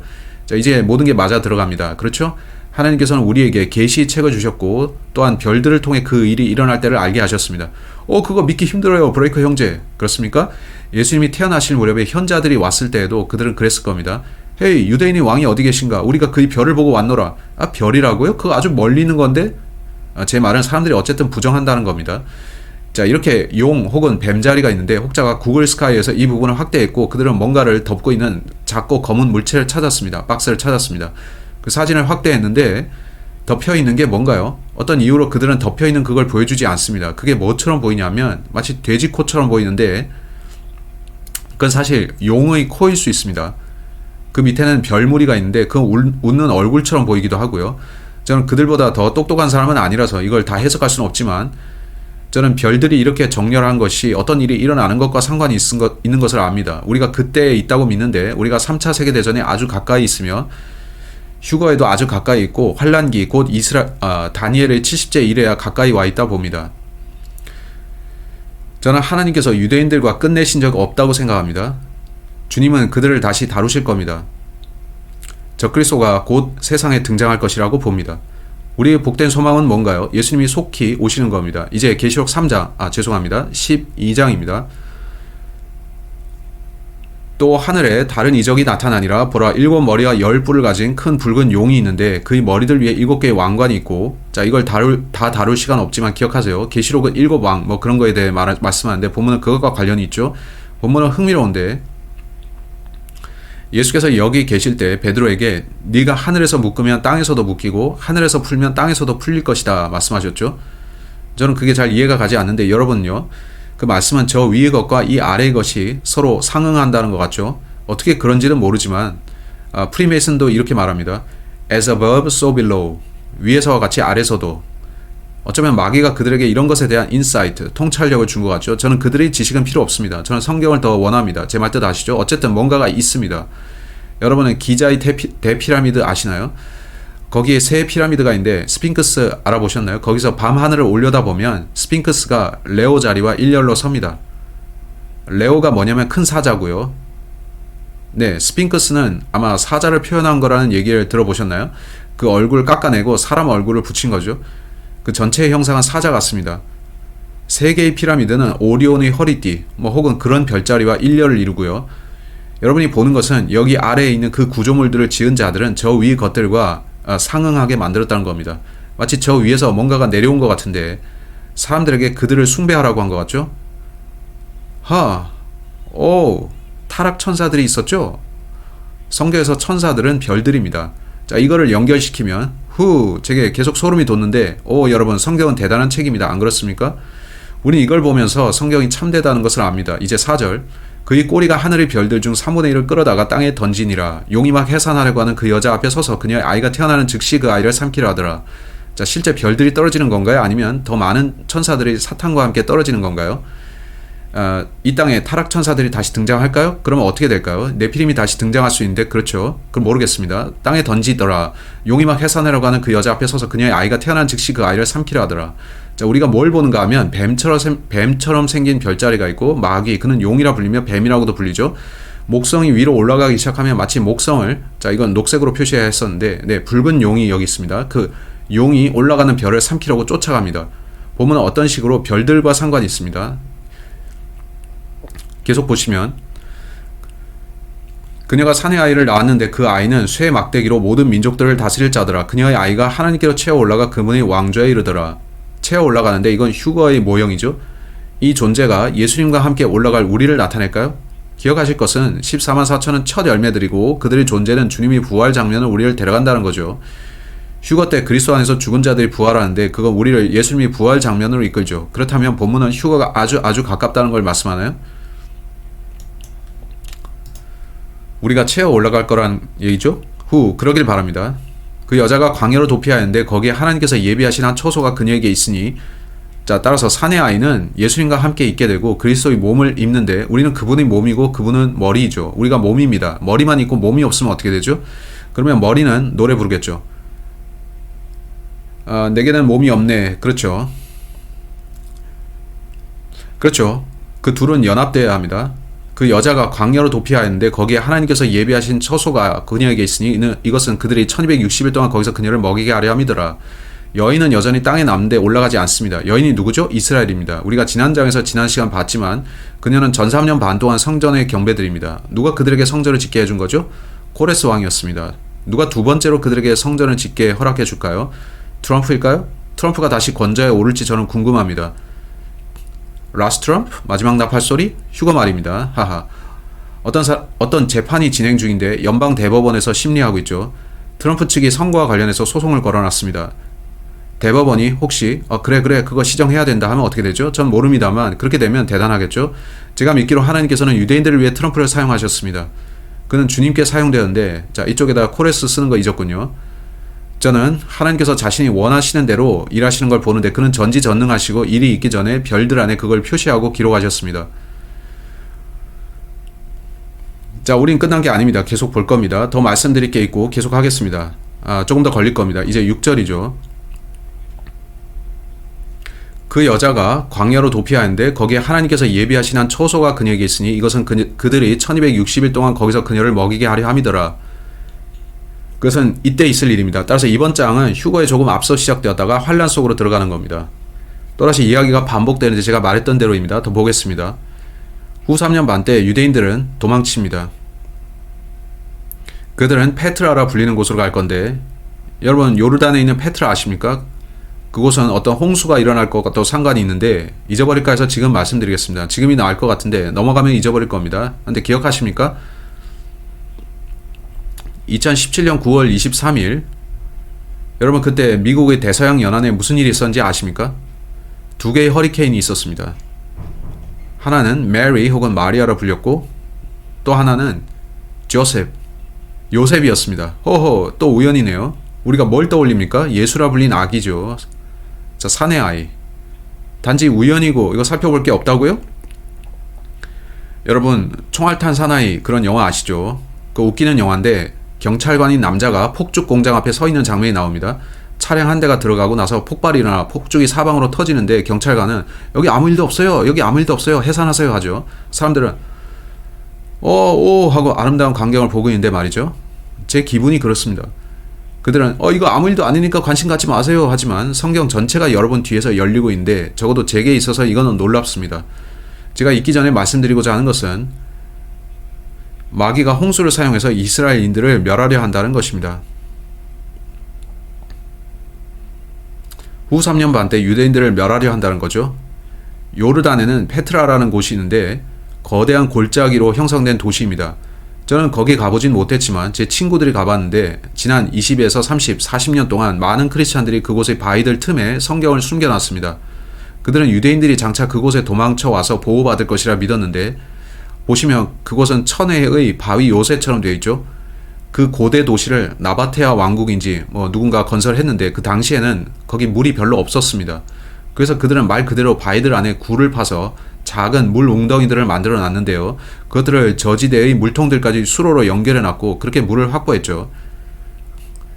따라서 누군가를 물을 가지고 멸망시키려면 어떻게 하죠? 그들이 3년 반 동안 물을 얻는 그 경로를 보고 있다가 마귀가 홍수를 일으키자 하는데 사람들은 물이 없어요, 목말라요 하겠죠. 많은 크리스찬들은 유대인들이 페트라라는 그 장소로 갈 거라 생각하는데 거기에는 바위 틈에 동굴들이 많이 있습니다. 그들이 더 많은 물을 확보하게 되면 무슨 일을 할지 알게 되겠죠. 자연적 홍수가 안 된다면 인위적으로 물을 모아서 홍수를 터뜨리는 방법이 있죠. 그들이 마실 물은 놔두고요. 놀랍지 않나요? 대단합니다. 계시록 12장 7절. 하늘에 전쟁이 있더라. 미가엘과 그의 천사들이 용과 싸움에 용과 그의 천사들도 함께 싸우나 하나님께 감사하게도요. 이기지 못하고 또 하늘에서 자기들의 처소를 더 이상 찾지 못하더라. 대단한 구절이죠. 마귀는 더 이상 하늘에 있지 못하게 됩니다. 이후 그는 땅에 종속되는데 나중에 그는 지옥까지 떨어지고 한번 올라왔다가 그 후 다시는 외부 세계를 다니지 못하게 됩니다. 그거 놀랍지 않습니까? 그 큰 용 곧 저 옛 뱀 곧 마귀라고도 하고 사탄이라고도 하며 온 세상을 속이는 자가 내쫓겼는데 그가 땅으로 내쫓기니 그의 천사들도 그와 함께 내쫓기니라. 또 내가 들으니 하늘에서 큰 음성이 이르되 이제 구원과 힘과 우리 하나님의 왕국과 그분의 그리스도의 권능이 왔도다. 이는 우리 형제들을 고소하는 자고 우리 하나님 앞에서 밤낮으로 그들을 고소하던 자가 쫓겨 내려갔기 때문이라. 이건 예수님이 유대인들을 구하러 가시는 때, 즉 아마겟돈과 천년 통치에 관련된 말씀이죠. 그들이 어린 양의 피와 자기들의 증언의 말로 그를 이겼으며 그들이 죽기까지 자기 생명을 사랑하지 아니하였도다. 죽기까지 자기 생명을 사랑하지 않는 자들은 누구죠? 환란 때 짐승의 표를 받지 않음으로 인해 목배임 당하는 그 사람들이죠. 볼 게 많고 참 많습니다. 계속 보겠는데 12절. 그러므로 하늘들과 그것들 안에 거하는 자들아, 하늘에 누가 있습니까? 하나님과 그의 천사들 등이 있죠. 너희는 즐거워하라. 그러나 땅과 바다에 거하는 자들에겐 화가 있으리로다. 이는 마귀가 자기에게 때가 조금만 남은 줄 알므로 크게 진노해 너희에게 내려갔기 때문이라 하더라.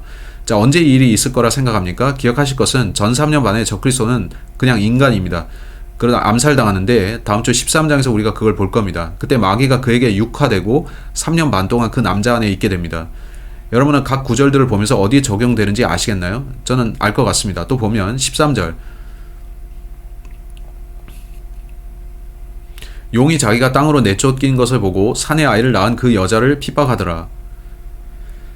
그 여자가 독수리의 두 날개를 받았으니 이것은 그녀가 광야고 그녀의 처소로 날아가 거기서 그 뱀의 얼굴을 피해 한 때와 두 때와 반때 동안 양육받게 하려 함이더라.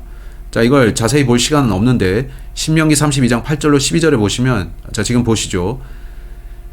예레미야서에서도 독수리 날개에 관련된 내용이 있습니다. 주를 기다린 자들은 자기 힘을 회복하리니 그들은 독수리같이 날개치며 올라갈 것이요. 어떤 이들은 본문을 보면서 독수리는 미국을 상징한다 합니다. 미국의 국조가 독수리인데 미국이 이때 나설 수도 있죠. 한때 우리는 이스라엘을 도왔었습니다. 한때 그들의 우방이었죠. 지금 대통령은 유대인을 싫어하는데 그 전에 오바마도 비슷했습니다. 오바마는 유대인들과 거리를 뒀습니다. 트럼프가 복귀해서 유대인을 혹시 도울까요? 어쩌면 독수리가 그들을 도와줄까요?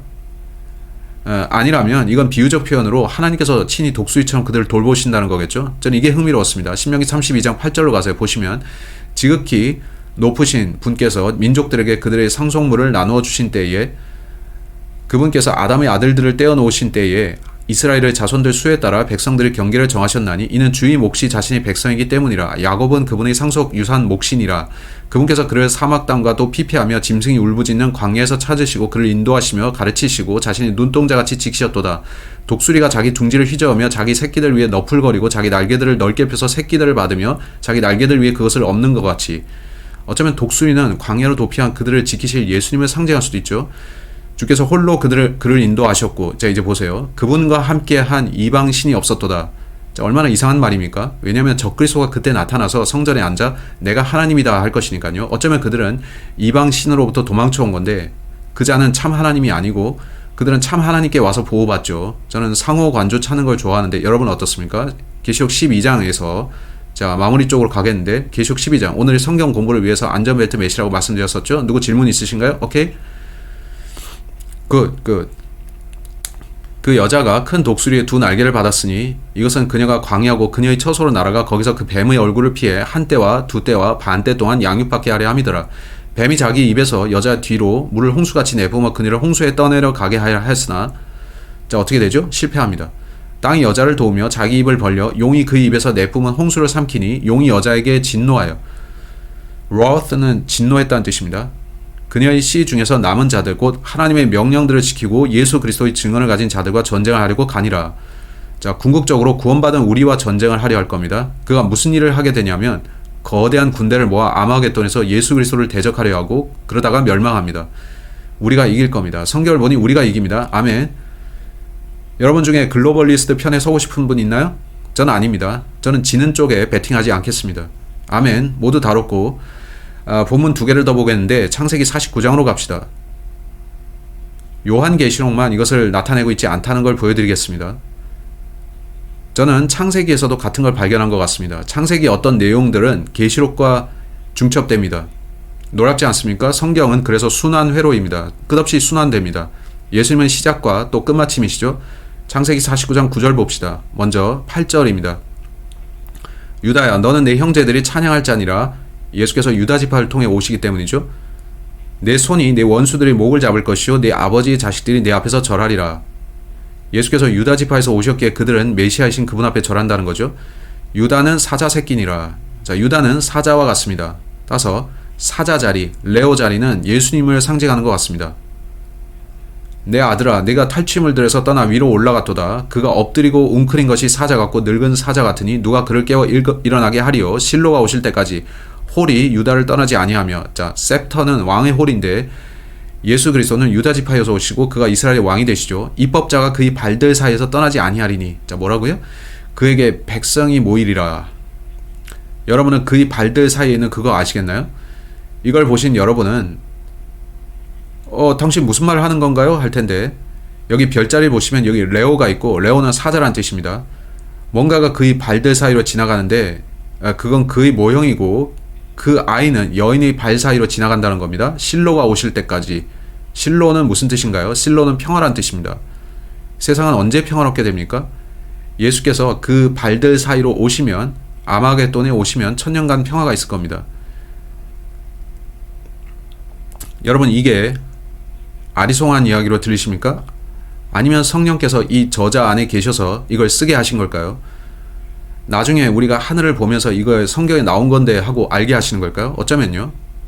이제 민수기 24장 가겠는데 이래도 여러분이 성경을 공부하지 않으신다면 저는 더 할 것이 없습니다. 저는 빙산의 일각만 보여드린 거고 성경에 이와 같은 게 얼마나 더 많을지 모릅니다. 우리가 아직 모르는 것들 말이죠. 저들은 에즈베리를 부흥이라고 말하는데 여러분 생각에 예수님이 계시록에서 저런 걸 부흥이라 말씀하셨나요? 사람들이 왜 성경을 읽지 않는지. 자, 성경은 재밌는데요. 그렇죠? 왜 사람들은 공부하지 않을까요? 그들이 일요일에 교회에서 어땠냐고 하면 교회에서 저는 지루한 나머지 계속 졸았어요 하죠. 그렇다면 그게 어떤 교회이길래요? 여러분이 저희와 함께 공부하는 게 나은데 이 공부는 재밌습니다. 민수기 24장 17절로 19절 발라함이라는 대언자가 말합니다. 발람은 대언자였는데 그는 하나님의 참된 대언자였으나 세상과 타협해서 잘못된 길로 갔습니다. 이건 그가 했던 대언인데 그럼에도 사람들은 그를 거짓 대언자라고 부르기를 원합니다. 성경은 발람이 거짓 대언자라고 진술하지는 않습니다. 다만 좋은 사람은 아니었다 합니다. 그는 주님께 그리 순종적이진 않았고 돈을 욕심냈습니다. 오늘날에도 어떤 설교자들은 돈 때문에 강단에 서죠. 그들이 이런 것을 강단에서 설교하지 않는 것도 돈 때문이겠죠. 어쨌거나 그는 이런 말들을 합니다. 성령께서 그를 통해 이런 말씀을 하시는 거죠. 신명기 24장 17절. 내가 그를 볼 것이나 지금 보지 아니하며 내가 그를 바라볼 것이나 가까이서 보지 아니하리라. 야곱에게서 한 별이 나오며 이스라엘에게서 한 홀이 일어나 모압의 구석구석을 치고 셋의 모든 자손들을 멸하리라. 또 에돔은 소유물이 되고 세일도 자기 원수들의 소유물이 되며 이스라엘은 용감히 행하리라. 통치권을 가질 자가 야곱에게서 나와 그 도시에 남아있는 자를 멸하리라 하고, 자, 이분은 누구일까요? 예수 그리스도죠. 그분은 한 별입니다. 진정한 슈퍼스타이시죠. 그는 빛나는 새벽별이라 불리십니다. 사실 한 별이 나타나서 예수님이 탄생을 예고했습니다. 베들레헴의 별이죠. 그들이 베들레헴의 별에 대해 하는 얘기 아십니까? 그 별이 2000년마다 나타난답니다. 같은 별이 아브라함이 태어난 때에도 나타났던 거 아십니까? 아브라함은 하나님이 부르신 자였는데 하나님께서 아브라함을 부르시기 전에 그를 아셨을까요? 그래서 하늘의 별을 나타내신 걸까요? 그때도 예수님 당시처럼 어떤 현자들이 나타나서 아브라함이라는 남자가 어디 태어났습니까? 했을지도 모르는데 2000년마다 나타났으니까 아담 때에도 그 별이 있었겠죠? 제가 보면 와우, 그때 그해 9월 23일보다 2년 앞서서 이런 게 있었습니다. 2년 전에 있었는데 예수님의 경우에도 태어나시기 2년 전에 별이 나타났죠. 여러분은 아직도 기독교가 어떤 변변찮은 종교이고 얼간이들과 이단들로 가득한 집단이라 생각합니까? 아니면 이것이 절대적 진리이고 하늘의 하나님께서 자신이 누구이신지 또 어디 계신지 또 일들이 있기 전에 그가 모든 것을 알고 계신지에 대해 성경으로 보여주신다 생각합니까? 어떻게 사람들이 저는 기독교인들 같은 광신자가 되고 싶지 않아요 할 수 있겠나요? 그들은 현실을 부정합니다. 하늘의 별들을 부정하는 거죠. 와우. 따라서 계시록 22장 16절에서 예수님은 자신이 빛나는 새벽별이라 말씀하십니다. 하나님께서 하늘의 별들을 통해 역사적 사건들을 나타내십니까? 그게 맞다면 제가 할 수 있는 말은 감탄사뿐입니다. 저는 하나님의 역사에 경탄하고 놀랄 뿐입니다. 이런데도 예수님을 거부하고 부정할 수 있겠습니까? 이렇게 막강하고 전지하신 하나님을 우리는 섬기고 있는데 말이죠. 좀 오래 했지만 여전히 질문이 있으신 분들 있을 건데 자매님 질문 있습니까? 한밤에 서쪽 하늘을 보면 금성이 있는데 지금 그 아래에 별 하나가 있어요. 네. 이전엔 없었는데요. 예, 그렇습니다. 네. 저는 그 의미는 모르지만 저도 밤에 나가서 같은 걸 봤습니다. 저는 아는데요. 제가 밤 하늘을 보면 금성이 있고 그 아래에 다른 별이 있더군요. 어느 날 저는 그런 걸 봤는데 바로 아래에 있더군요. 전 모르지만 별이 셋이 있던가 선을 연결해 보면 이렇게 십자 모양 되는 것도 같고 잘 모릅니다. 지금 뭔가가 일어나고 있긴 합니다. 한데 제가 충고드리는 것은 그런데 너무 빠지지는 마시라는 거죠. 어떤 이들은 너무 빠지는데 저는 그러고 싶지는 않고 그건 유대인들의 몫입니다. 저는 성경을 가르치는 사람이지 별들을 가르치는 사람은 아닙니다. 당신이 별들을 보는 건 좋습니다. 네, 전 그걸 봤습니다. 그걸 보면서 저는 뭔가 오고 있구나 했고 또한 하나님께서 그 배후에 계시고 그는 사랑의 하나님이시라는 사실을 재확신하죠. 그는 우리를 여기서 건져주실 겁니다. 저는 임박한 멸망을 두려워하지는 않는데 그가 오신다는 걸 아는 건 제게 기쁨입니다. 그렇죠? 따라서 제가 환난을 통과하지 않아도 된다는 것은 감사한 일이고 그렇지 않다면 제가 어떻게 기뻐하겠나요? 통과해야 된다면 또 별이 나타났어 전쟁이 일어나겠네 그렇게 슬퍼할 텐데 아니죠. 우리 올라갈 겁니다. 아멘 아멘 아멘입니다. 또 질문 있습니까? 칠판 좀 돌려주세요. 돌리겠습니다. 오케이. 제가 드릴 말씀은 아브라함과 예수님 당시에 어떤 별이 있었던 건데 그렇습니다. 또 별이 나타났답니다. 2015년인데 그때 누가 태어났나요? 2015년에 전 모르겠습니다. 누가 2015년에 태어난 건지 전 모릅니다. 한데 2년 안에 현자들이 나타났고 2년 안에 2년 후에 그들이 예수님께 왔습니다. 그래서 저는 2017년보다 2년에 앞서서 탄생의 별이 등장했었고 그게 사내 아이를 위한 별이 있었다고 보는 겁니다. 그럴 수 있겠고 흥미로운 건 그 천문 현상이 있기 2년 전이었다는 사실입니다. 그게 일어나자 하나님께서는 헤이 이제부터는 7년이다. 그 후에는 나빠질 거다 하신 거겠죠. 즉 제 이 말은 참고용인데 저는 휴거의 날을 말하고 있지 않습니다. 저는 이를테면 휴거가 2023년 9월 23일에 있다 그런 게 아닙니다. 전 그런 말 하진 않았습니다. 하지만 어떤 이들은 그러죠. 다만 저는 가까운 것 같다는 겁니다. 유대인들의 절기 중에 한 날에 휴거가 일어난다면 얼마나 대단하겠습니까? 그렇게 되면 특히 이스라엘 사람들은 우리가 그걸 놓쳤네 탄식하겠죠. 그것 또한 그들에게 하나의 표적이 될 겁니다. 자, 이제 마칠까요? 질문 또 있으십니까? 오늘 아침 저희가 무슨 찬송가를 불렀었던가요? 우리가 뭘 불렀죠? 주 하나님 지으신 모든 세계를 불렀죠. 우리 How Great Thou Art 그거 불렀죠. 와우 오케이. 가사가 어딨죠? 여기 그 찬송가 1절 가사 있습니다. 엘비스도 그 노래 좋아했던 것 같은데요. 가사가 말합니다. 가사를 보면 Oh Lord my God, when I in awesome wonder. 우리는 wonder 이거의 이적에 대해서 말했었죠. Consider all the worlds thy hands have made. 다른 세상들이라. 여러분 행성들 생각할 수 있겠죠. I see the stars, I hear the rolling thunder. Thy power throughout the universe displayed. 우리가 이 찬송 불렀던 것도 단지 우연일까요? 이것도 소름이 돋죠. 이 찬송과 가사 지은 사람은 우리가 아는 걸 알았던 것 같은데 저는 어떤 인물이 생각납니다. 1700, 1800년대의 사람인데 그는 원래 노예 상인이었다가 회심했죠. Chariot, 병거가 아니라 wagon. 그걸 타고서 그가 밤에 집으로 가는데 잠든 그에게 마부가 유성우가 내립니다. 저거 보세요. 세상이 종말 같아요. 했죠. 유성들이 떨어지고 있었던 거죠. 그가 잠에서 깨어서 뭐라고요? 하니 세상이 종말 같아요. 유성우를 보세요 했고 그는 종말이 아닙니다. 저기 별 하나를 보십시오. 저 별이 떨어지면 그분이 오실 겁니다. 우리가 집에 갈 때까지 저 별 잘 보시오. 저게 떨어지면 나를 깨우십시오. 그가 어떤 별을 가리켜 말했냐면 밝게 빛나는 새벽별, 예수 그리스도를 상징하는 그 별이었습니다. 사람들은 이런 걸 알았는데 요새 사람들은 너무 무지해졌습니다. 많은 교회들에서 복음도 모르고 있습니다. 이런 무지는 안타까운데 우리 신앙 선배들 또는 예수님 당시와 비교하면 우리가 얼마나 무지해졌는지 보세요. 저 현자들은 다 알고 있었고 다니엘도 다 알았습니다. 그는 이런 걸 다 알았는데 저는 우리가 그분들의 두뇌를 몇 시간이라도 빌릴 수 있으면 좋겠습니다. 그렇죠? 그럼에도 저는 여러분께 별들에 관해 너무 몰입하지는 말라 충고드리는데 다만 하나님께서는 저 위에 계시고 그는 별들을 통해 자신을 계시하신다는 것만 알고 계십시오. 질문 분 계신가요? 네. 다음번 일식 때 뉴 마드리드 단층대를 따라서 일식선이 지나간다고 합니다. 오케이. 두 일식이 미국을 X자로 가로지르는데 제가 메모해 놨는데 이번에 뉴 마드리드 단층대를 지나갈 거라고 합니다. 사람들이 말하기를 그때 큰 지진이 일어나서 미국이 쪼개질 거라고 다 하는데요. 우리가 성경 계시록에 보니 지진들에 대한 언급들이 나오죠. 그 일식 때 그렇게 될 수도 있겠죠. 지진이 일어날 수도 있겠죠. 흥미롭죠. 우리가 아는 것은 그 일이 있기 전에 누구도 모른다는 겁니다. 뒤돌아보면 알지만요.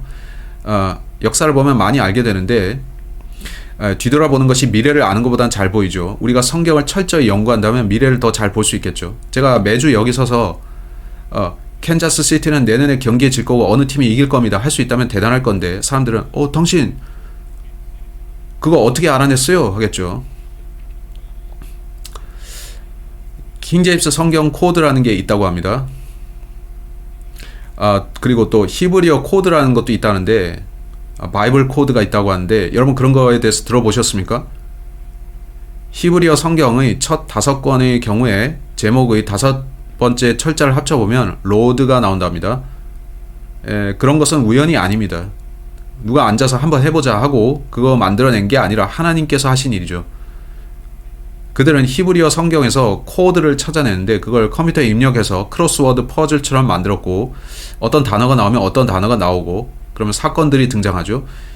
이 책 전체가 수수께끼 퍼즐 같다는 겁니다. 여러분이 이 책을 보면 볼수록 이것은 하나님께서 지적 설계를 통해서 쓰신 책이라는 겁니다. 그분의 지문이 이 책 어디나 있으니까요. 성경은 살아있는 책입니다. 네, 살아있습니다. 히브리서 4장을 봅시다. 히브리서 4장 12절. 아멘. 좋은 구절입니다. 히브리서 4장 12절. 성경이 자신을 어떻게 표현하는지 봅시다. 하나님의 말씀은 살아있고 퀵은 살아있다는 거죠. 권능이 있으며 양날 달린 어떤 검보다도 예리하여 혼과 영 및 관절과 골수를 찔러 둘로 나누기까지 하고 또 마음의 생각과 의도를 분별하는 분이시니. 자, 이제 13절 보세요.